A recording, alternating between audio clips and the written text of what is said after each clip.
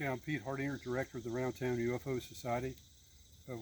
Delbert Anderson, John Fry, and myself formed the society in January of 1989. So for 31 years we've been researching the UFO phenomena. This place here is an important part of our sightings. Bruce Stevenson, a local farmer, 1952, he reported in the newspaper that he had had a sighting on February 1st, 1948. He reported this because the sightings over Washington, D.C. were making national headlines, so he felt compelled to tell his story. About 1 or 2 o'clock in the morning of February 1st, 1948, he walked out his back door, the farmhouse, to check on the hog barn because he had some piglets that were shortly being born.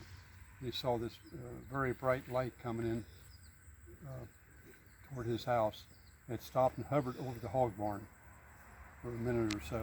He watched it, and then it slowly glided across his other maintenance buildings over here he had.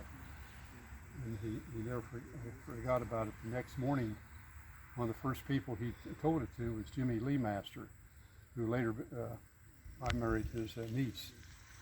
And Jimmy told me that he believed Bruce all the way.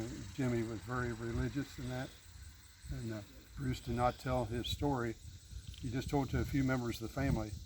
And then in 1952, the sightings over Washington, D.C., he was at the local hardware store, and they were talking about UFO sightings, and he came out and told about his sighting. Because of that, the Circleville Herald picked it up, and it made big headlines. And he had a brother-in-law that Professor Haber, H-A-B-E-R, from the Ohio State University. His brother-in-law notified Major Donald Kehoe later, who headed NICAP, and he told him, and Donald Kehoe claimed he was one of the closest people that came to a blind saucer, they called him at that time, and without any after effects.